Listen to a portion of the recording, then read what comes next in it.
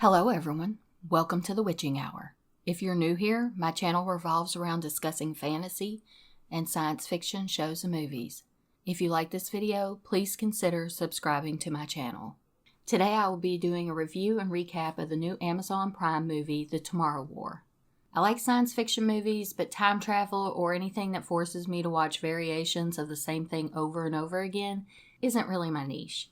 Luckily, there isn't a lot of going back and forth, so it's not that hard to follow. It's not a Groundhog Day, which for me is the worst. It doesn't matter if it's the movie Groundhog Day, 50 First Dates, the episode of Supernatural where we watch Sam die 50 times, I cannot stand it. It feels lazy, and my ADHD brain cannot handle the repetition.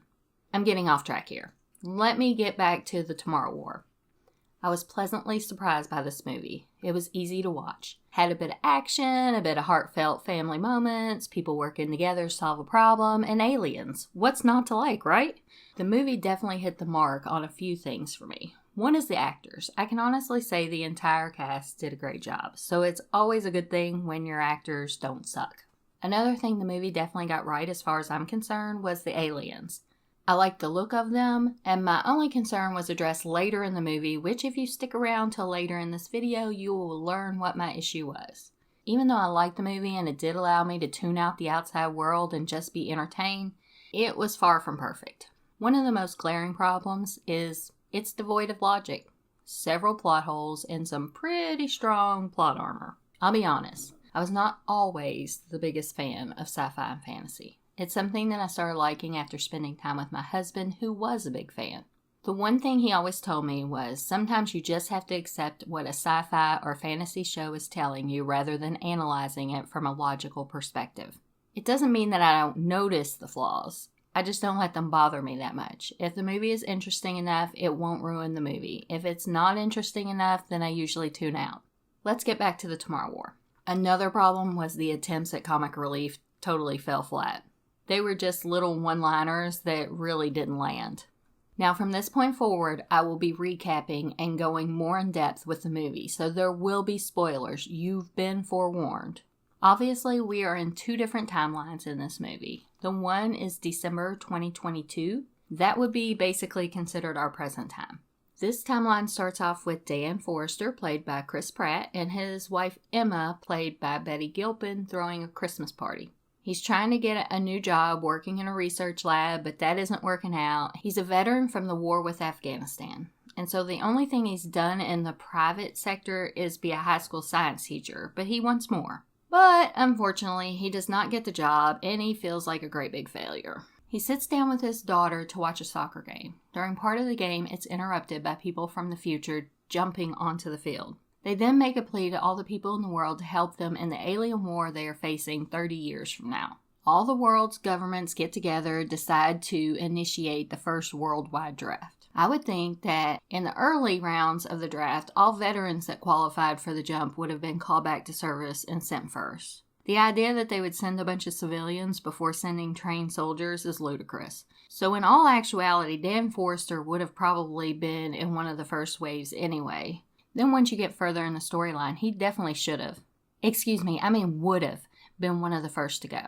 Forrester is just going on teaching, and the kids don't care about learning because, hey, what's the point? Everybody dies in 30 years anyway. And I can't blame them. If at 17 years old you told me I would die in 30 years, I would be doing all the things. I'd be living it up. I did plenty of that when I was younger, but I'd be twice as bad. But when he's teaching, he gets an emergency text to report to the MEP station. He's told he meets the requirements for conscription, which is a big word for being forced to serve in the military. Apparently, the only real requirement seems to be the fact that he will be dead in 8 years, but they are not allowed to tell him how he will die. This is a small plot hole because later on we meet a character that knows exactly how he's going to die.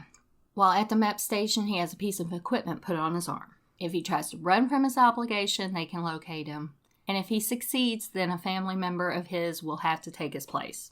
He goes to tell his wife the bad news. It turns out she's a counselor for the people that have already went to fight in the future and survived, all of which seem to come back with pretty severe PTSD, and many have physical problems from their week-long tour. She freaks out and insists that he ask his estranged father for help removing the device on his arm. He reluctantly does as he is told. This is when we meet James Forrester, played by J.K. Simmons, which happens to be one of my all-time favorite actors. And he also looks like he's been working out quite a bit. James Forrester is anti-government and possesses the knowledge and equipment to remove the device from Dan's arm. It doesn't go as planned. They argue and Dan leaves. He then has to go home and tell his wife, and then, more importantly, has to break the news to his daughter Miri, played by Ryan Kiera Armstrong. At 11 years old, she has already had roles in American Horror Story, Black Widow, and she will be playing Charlie in the remake of The Firestarter. He goes to the deployment center where they are told that they're drill sergeants. I use that term loosely because they don't really train them for anything. We are given a short explanation about how all this is going to work, and the jump link is held together by quote-unquote chewing gum and chicken wire.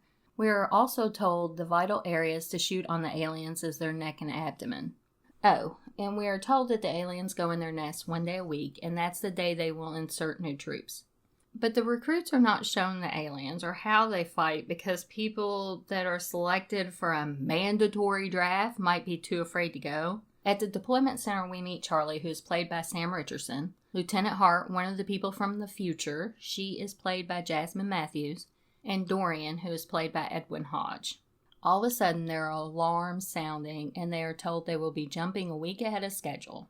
During the jump link, something goes wrong, and they are dropped from ridiculously high up. And we are asked to believe that people that fall from that height were going to be able to survive if they landed in a rooftop swimming pool. But the others all die on impact.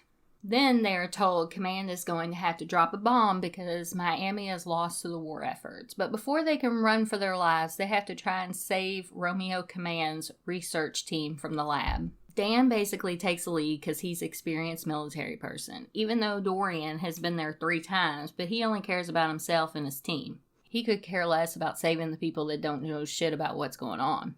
I will say that this is one of the few action movies, though, that I have seen where people actually stop and pick up ammo and supplies from the fallen people that were there before.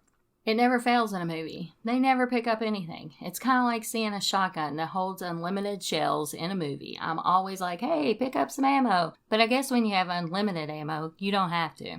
Okay, back at it. The team moves on to a research lab where all the research people are dead, but they are instructed to get stuff, including vials. Then they have to fight their way to get out of Miami before a bomb is dropped. And Dan decides to risk everyone's life to save one person, and Dorian's team basically all dies, plus the dude he was trying to save. Bombs are dropped, and the main characters are clearly wearing a lot of plot armor, because they actually survive. Dan wakes up in a combat support hospital on a base in the Dominican Republic. Dan and Dorian have a conversation about Dan getting everyone killed, and it's revealed that Dorian found out at the draft center that he was going to be dead from cancer in 6 months, so he wants to go out on his terms and have a quick death. I don't know why they told him how he would die and they wouldn't tell anyone else, but whatever. Dan meets Romeo Command, which he finds out is his daughter Miri, but she is visibly standoffish with him. We aren't told why yet, so she just kind of looks like a cold, unfeeling bitch. Miri then explains to him that the female white spikes are the really bad ones and that the males will do whatever they have to do to protect her and her nest. They have a toxin for the males, but it doesn't work on the females, so she takes them on a mission to secure a female white spike. They need to get a toxin that works against the females. They get her, and while the helicopter is taking her away, Miri and Dan run from the male white spikes that are trying to save their queen. They have a moment on the beach where he finds out he was a real son of a bitch back in his timeline. He abandons his family, which is probably one of the things I hated the most about this movie because there was no foreshadowing of this earlier in the movie. Actually, it was the exact opposite. And whether people want to believe it or not, there are always signs that people will let us down. We may not want to see it, but there are always signs. And since we are on the outside looking in, we should have seen those signs. They take the queen to an offshore base of operation. They begin the painstaking process of creating a toxin for the females, and Miri tells her dad the plan, which involves him taking the toxin back to his present day, mass producing, and using it on the white spikes when they show up years later. He says, okay, but I'm going to come back and save you. I mean, that doesn't even make sense, because if you stop the problem from the very beginning, you wouldn't need to come back and save her. The whole point is they are going to alter the future. Anyway, They finally manage to find the toxin. At about the same time, the male spikes locate the female and overtake the offshore post. Muri tries to get Dan to a place where he can jump, but has to sacrifice herself in the process. He attempts to follow her, but then he's jumped to present day.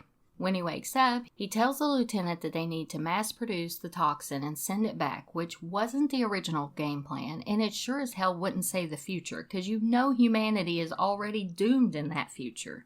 He goes home, talks it out with the wifey, and she comes up with the idea that maybe these aliens landed earlier and they should work under that theory. He goes to Dorian to ask for help and that he needs to get his claw that Dorian always wears analyzed.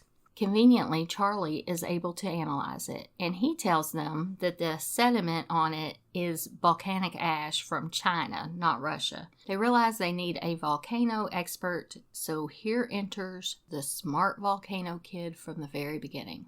He explains that there was a volcano eruption over 1,000 years ago. It spread ash over half the world. They then figure out that the aliens didn't dig their way out. They thawed over the years. They take all this information to a bureaucrat that could care less and won't help them, so they go it alone.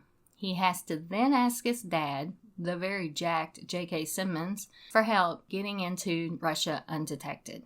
They get into Russia easily, find the area where the spaceship is, and make their way inside the glacier and find the spaceship. They go inside, see other aliens that they decide were using the white spikes as planet-clearing aliens. Which answered one of my questions that was bugging the hell out of me. The white spikes definitely did not seem to have the intelligence to fly a spaceship anywhere. They were more like zombies in the fact that their driving force is killing for food.